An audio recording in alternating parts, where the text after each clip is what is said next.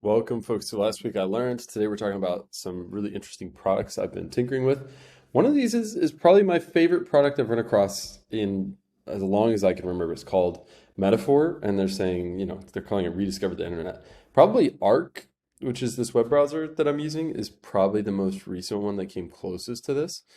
And Metaphor just solves so many problems for me. So previously, when I want to find some niche information, I would have to either get really smart with Google or use this other product called Marginalia Search.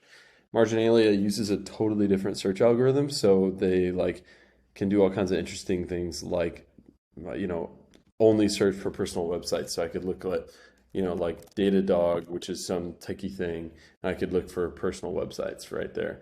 Right.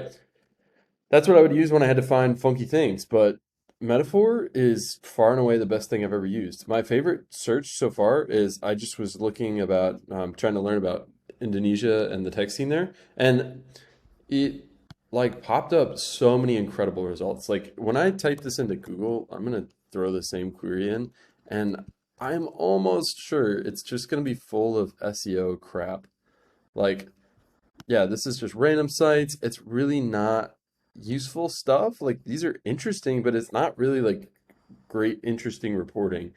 You can see like the first result, this I got from Metaphor, is like way down here. Also, just to be honest, the format of this is just not as good. I have to scroll a lot more to actually see what I want.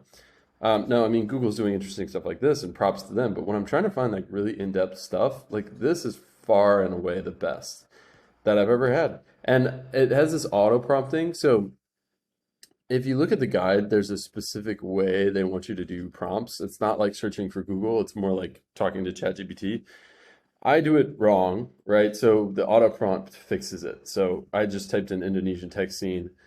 I'm not sure. It autocorrected to here's a great article about the Indonesian tech scene. So they just thought of almost everything. Like it's smooth, easy to use, and it gives great results. They also have an API which lights me on fire. I'm really excited about. They I'm not sure what to use it for, but I freaking love it. So I'm gonna try to see if I can find a nail to use with this hammer, right? So super fun, great stuff. I mean, this is some of the most exciting generative AI I've seen. To be honest, like ChatGPT, incredible. I use it every day. I love it. This is really the only other thing that I've gotten really hype about. A lot of the other generative AI that I see is just kind of like attack on, like a chatbot for a website. It's like, I hate chatbots. I don't want to have another one anywhere else.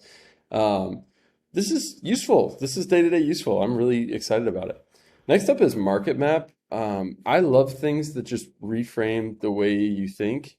And this is kind of a mind bender. It is a way of viewing public companies, and there's actually like a lot of really interesting like statistics going on here and like I don't know, the very high level math. You can read more about the algorithm. I will someday. I'll let you know if I do. You might make it to the newsletter. But they basically like chart these companies in really interesting ways. I think it's just a fun when you visualize something differently, you think about it differently. I think this is worth just poking around with because it's just freaking interesting. Like you can change. So this is market capitalization by color. So you can see NVIDIA's popping off.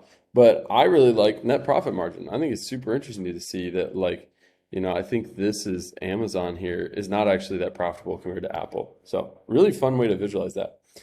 All right, last but not least, I've talked a lot about failure modes as really the most interesting ways to look at a system. And I think that's true with AI. Like I think I'm one of the ways I'm trying to learn about AI is looking at how it fails and what breaks, right?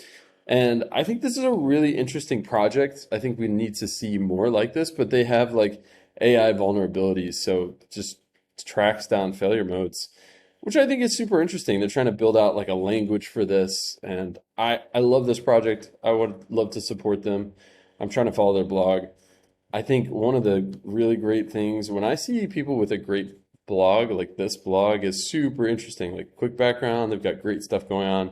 I get really hyped when I see a good blog. And actually, all three of these projects have incredible blogs. So do check them out. I have the links in the notes here or the details page. I don't know what YouTube calls them, but thank you so much for joining me and let me know if you get any use out of these.